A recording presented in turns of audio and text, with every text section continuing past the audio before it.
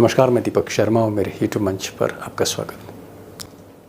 मेरा पहला सवाल जो है वो अत्री साहब से। अत्री साहब, भले ही मोदी और शाह इस वक्त हरियाणा में नहीं है, लेकिन ऐसा फीडबैक आ रहा है कि मोदी और शाह कारपेट बॉम्बिंग करना चाहते हैं, सारे सारे अस्त्र शस्त्र इस्तेमाल करना चाहते हैं हरियाणा में। और सबसे बड़ी चीज, सिर्फ पैसे की बात नहीं कर रहा हूं, सिर्फ धन बल की बात नहीं कर रहा हूं, 5 अक्टूबर को किसान सम्मान निधि, ये जो कैश जा रहा है किसानों को, 5 तारीख मोदी ने तारीख चुनी है और इलेक्शन कमीशन ने क्लियरेंस दे दी है।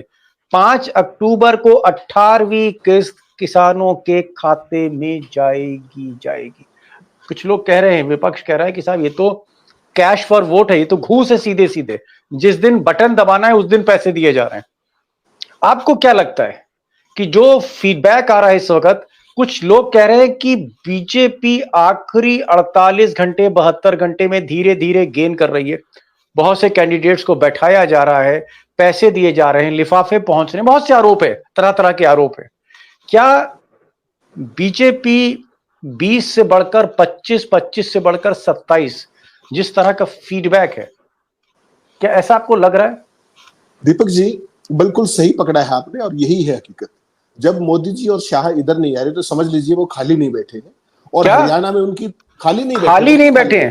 नहीं, क्यों खाली बैठेंगे? उनके लिए पूरा एक तंत्र काम करता है, सब तरह की मैनिपुलेशन, साम दाम दंड भेद के अनडिस्प्यूटेड चैंपियन है वो।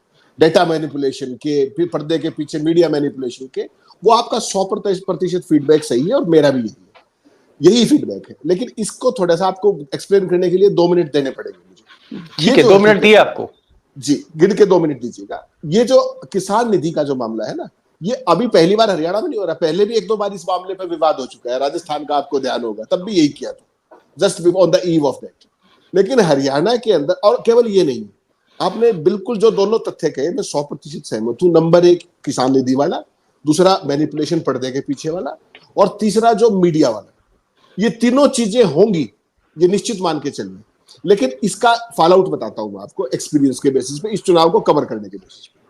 हरियाणा के अंदर जब ये योजना लाए थे किसान सम्मान निधि, और उसके बाद माननीय मनोहर लाल जी, आपको ध्यान होगा, एक परिवार परेशान पत्र लाए थे, परिवार पहचान पत्र, जिसमें आपके अकाउंट नंबर, जिसमें आपकी जमीन, जिसमें आपका रोजगार, आपका पूरा एक्सरे और MRI होता है, फाइनेंशियल स्टेटस का, सोशल स्टेटस का। मनोहर लाल जी जब ये लाए थे, उससे पहले हरियाणा में 20 लाख किसानों को किसान सम्मान निधि मिलती थी। मनोहर लाल जी का जिस दिन वो डेटा बैंक पूरा हुआ, 6 लाख किसानों की किसान सम्मान निधि कट गई। वो आज तक लागू नहीं हुई दोबारा से। और भाजपा के तमाम किसान नेता दहाड़े मार मार के मर गए कि ये क्या कर दिया आपने, जो पहले तो किसी को दे दिया फिर उसका काट दिया। तो अब जिनको मिला है उनको तो पता है कि ये रिश्वत है। चुनाव आयोग बेशक हरी झंडी दे दे, कोई बात नहीं, लेकिन जिनका कटा हुआ है, उनके 6 लाख आदमी नहीं है, वो 6 लाख परिवार है, मत भूलिए ये बात। और उनके जले पर नमक छिड़कने का काम भी करेगा एक ये फैसला। दूसरी बात, स्पेसिफिक पॉइंट्स पे स्पेसिफिक जवाब दे रहा हूं मैं आपको। दूसरा, आपने कहा मीडिया के कुछ वर्गों में ये कहानी शुरू हुई, ये बहुत ही अच्छी बात है। मैं तो कहता हूं उनको 30-35 दिखानी चाहिए भाजपा की, वो ज्यादा अच्छा होगा। अभी तो 25-23 दिखा रहे हैं ना, 30-35 दिखाएंगे तो और ज्यादा लाभ होगा भाजपा को। आपको ध्यान है 2019 में क्या हुआ था? लोकसभा चुनाव के बाद जब विधानसभा की डिक्लेरेशन हुई तो टीवी पे दिखाया गया कि हरियाणा में भाजपा की 78 से 83 सीट आ रही है, और वो आई थी 40, याद है ना? 56 से 36 रह गई थी, 56% से 36%। इस बार तो सीट भी 5 ही आई है लोकसभा में, और जो कंस्टिट्यूएंसी जो लीड की है बीजेपी ने, कांग्रेस ने, वो बराबर की है। लोकसभा की बात करो। और विधानसभा में अगर पिछली बार 20% वोट शेयर गिरा था, इस बार आप सोच लीजिए क्या होगा। मैं उसमें मेरिट पे टिप्पणी नहीं कर रहा हूं, लेकिन इस बार माहौल हरियाणा में एक और भी है कि किसी भी कीमत पर भारतीय जनता पार्टी की सरकार को हरियाणा से बाहर करना है सत्ता से। जितनी ये चीजें आएंगी ना कि 25 सीट होगी बीजेपी की, 27 सीट होगी, बीजेपी का काडर तो उसको कॉन्फिडेंस मिलेगा, कोई शक नहीं। लेकिन जो बीजेपी के विरोधी वोट है, जो बीजेपी को बाहर करना चाहते हैं, वो ज्यादा है निश्चित तौर पर। वो और ज्यादा लामबंद होंगे और they will not take any chance. उनके रिश्तेदार अगर कहीं नोएडा में नौकरी करते होंगे, कोई यूपी में होगा, कोई दूर होगा, उसकी भी बुला के वोटिंग कराएंगे, क्योंकि उनके एजेंडे में भाजपा को सत्ता से बाहर करने का है। तो मैं तो कहता हूं ये कोशिश जो ये है मीडिया के थ्रू करने की, ये जरूर करनी चाहिए। जो अपनी इस बात पे, सब पे बात हुई अपनी कि किस तरीके से इंडिपेंडेंस की सपोर्ट कर रही है। सावित्री जिंदल का मैंने एग्जांपल दिया था आपको वहां पर हिसार में, आपको इलाहाबाद का एग्जांपल दिया था, आपको सिरसा का एग्जांपल दिया था, आपको रानिया का एग्जांपल दिया था। वो बीजेपी की, दीपक जी, वो बीजेपी की जो बैकरूम स्ट्रेटजी है ना, जिसका आपने जिक्र किया, वो उसी का हिस्सा है। जिसका हम 5 जी। दिन पहले स्पेशल शो कर चुके हैं, आपको ध्यान होगा। तो वो मैं सारी समझ रहा हूँ, चीजें चल रही हैं। मैं समझ रहा हूँ। बीजेपी को जहां लगता है कि वो सीट जीतने की स्थिति में नहीं है, उसका कैंडिडेट कमजोर है, उस कैंडिडेट को विड्रॉ किया जा रहा है और इंडिपेंडेंट या किसी और पार्टी जो अच्छा लड़ रही उसको आगे बढ़ाया जा रही है। तो मैं, मेरी बात समझ में आ रही। मैं एक चीज और पूछना चाह रहा हूँ, क्योंकि आप चुनाव में जितनी भी गड़बड़ियां होती हैं उस पर आप बहुत पैनी निगाह रखते हैं, बड़ी रिपोर्ट्स आपने करी। मुझे ये बताइए, चलिए, ये जो पैसा है किसान सम्मान निधि का, उन्हीं का पैसा है। मोदी जी ने तारीख 5 अक्टूबर रख दी, जिस दिन वोटिंग है, चलिए मान लिया, वो तो वैसे भी मिलना था। लेकिन क्या इस पैसे के बावजूद क्या लिफाफे भी जाते हैं, लिफाफे जाते हैं घरों में जिसमें हरे हरे नोट होते हैं? क्या ये ऐसा हो रहा है? कुछ फीडबैक है आपके पास? क्या आज भी लिफाफे भेजे जाते हैं हरे हरे नोटों वाले? दीपक जी, वो कार्यक्रम 4 तारीख को दोपहर बाद 4 बजे से शुरू होगा, अभी नहीं शुरू हुआ वो। उसके लिए आरएसएस की 4 तारीख को 4 बजे शाम को लिफाफा जाएगा और भी कुछ जाएगा, सब कुछ, लिफाफा भी जाएगा, लाल परी भी जाएगी, और वो जो मैंने दिन में बताया था आपको, नहीं लाल परी नहीं समझा मैं। लाल परी क्या? लाल परी मतलब बोतल कह दीजिए ना सीधे, बोतल कहिए। तो उसमें थोड़ा सा मैं बचना चाह रहा था उससे। उसमें क्या है दीपक जी, उसका भी एक इंटरेस्टिंग, हरियाणा के अंदर एक बड़ा भारी चीज है इस पे। जो पिलाएगा देसी उसको वोट कैसी, जो पिलाएगा विस्की सारी वोट उसकी, ये भी एक चलता है। तो चलिए खैर लोगों का स्टैंडर्ड जो है ना, जो उस तरह के लोग हैं जिनकी कंसिडरेशंस वो है, वो सारे काम निश्चित तौर पे होंगे। उसके लिए बाकायदा टीमें आ चुकी हैं बीजेपी की, और बहुत बड़े पैमाने पे माइक्रो मैनेजमेंट की तैयारी नहीं, बहुत बड़े पैमाने। चलिए मैं कह रहा हूँ कि कांग्रेस भी ये लिफाफा दे, बीजेपी भी लिफाफा दे, हर पार्टी लिफाफा दे, और जो मोटे जो असामी हैं इंडिपेंडेंट्स वो भी लिफाफा दे। लेकिन क्या लिफाफे का असर होता है, या जनता जब मन बना लेती है कि नहीं मेरे को इसको वोट देना है, तो लिफाफा तो ले लेता है लेकिन बटन नहीं दबाता उसका? ऐसा होता है? जो कांग्रेस के प्रत्याशी जो जितने भी हैं, जो बड़े लीडर्स हैं, वो तो प्रचार इस बात का कर रहे हैं ना कि लिफाफे जरूर ले लेना उनसे, लेकिन वोट आपको पता है किसको डाल दें। और लोग जो चलिए, और जो आपने एक बात की दीपक जी, सॉरी, किसान सम्मान निधि की जो आपने बात की ना, उसमें एक बहुत इंटरेस्टिंग बात और है। जब आप चुनाव की पूर्व संध्या पर या चुनाव के दिन जब आप मुझे पैसे दे रहे हो 6,000, जो कि मेरे अदरवाइज ड्यू है, कोई आप एहसान नहीं कर रहे मुझ पे, उसमें एक बात और याद रखिएगा, हरियाणा में तमाम फसलों को बेमौसमी बारिशों का नुकसान हुआ है over a period of time, वो मुआवजा ड्यू है लाखों किसानों का। अगर मोदी जी इतने ही किसानों के शुभ चिंतक है तो वो दे दो ना, वो कई साल से पेंडिंग पड़ा है। किसान की भी बात करें। अत्री साहब कह रहे हैं कि जो लाखों का कंपनसेशन है किसानों का, वो भी देना चाहिए।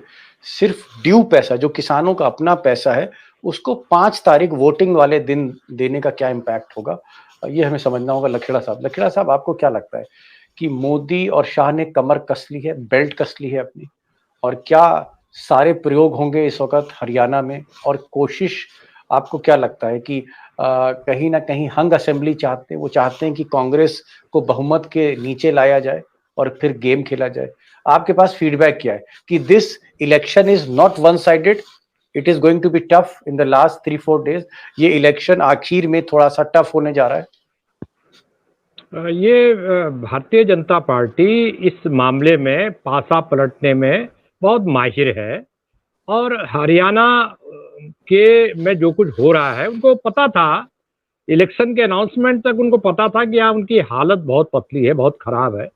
तो उन्होंने, जिसको कहते हैं चौतरफा, उन्होंने इस तरह के तमाम इंतजाम, चाहे वो पैसा हो, चाहे वो किसान निधि हो, चाहे वो जातिगत समीकरण हो, चाहे माहौल बिगाड़ना हो, चाहे फूट डालना हो, और ये जो सर्वदलीय उम्मीदवार खड़े कर रखे हैं अपने साथ, फ्रेंडली उम्मीदवार, उनको कहते हैं ना कि उनको तर्कस के तीर की तरह इस्तेमाल कर रहे हैं। और बीजेपी पानीपत में यानी जो आप बड़ी बात कह रहे हैं, आप कह रहे हैं कि जो इंडिपेंडेंट कैंडिडेट हैं या छोटी पार्टियां हैं, उनके उम्मीदवार अमित शाह की तर्कश के तीर हैं। ये तीर लगेगा निशाने पे। ये तीर निशाने पे लगेगा, ये ऐसा है। कुछ तीर ऐसे होते हैं पलट के लगते हैं, अंग्रेजी में बूमरैंग कहते हैं उसे। नहीं, ऐसा है कि उन्होंने कंबल ओढ़ी हुई है, उनको कंबल उड़ा रखी है अपने अलग अलग पार्टियों की, लेकिन कंबल के पीछे बीजेपी खड़ी है। ये उसका एक उदाहरण है कि पानीपत में जहां बीजेपी के महिपाल ढांडा खड़े हैं, वहां रघुनाथ तंवर जो है वो इंडिपेंडेंट कैंडिडेट थे और वो काफी वोट काट रहे थे बीजेपी का, तो बीजेपी को नुकसान पहुंचा रहे थे, तो उसको थोड़ी देर पहले, 1-2-3 घंटे पहले बिठा दिया गया है चुपचाप। ओके। तो आप ये बताइए कि दुष्यंत चौटाला की परमिशन के बिना थोड़ी बिठाया, तो दुष्यंत चौटाला की उसको आज्ञा मिली होगी, हरी झंडी मिली होगी, बिठा दो। जी। ऐसे ही आप ये मैं बता रहा हूं आपको कि दर्जन भर, मेरे पास ये इंफॉर्मेशन है, ये सूचना है, विश्वस्त सूचना है कि दर्जन भर कैंडिडेट कल रात तक बिठाए जा सकते हैं। रामविलास शर्मा तो निर्दलीय खड़े थे अपनी पार्टी के खिलाफ, उन्होंने तो कल हथियार डाल दिए, कह दिया साहब मैं तो बैठ गया हूं, पार्टी का आदेश है और मैं बीजेपी का स्वयं सेवक हूं।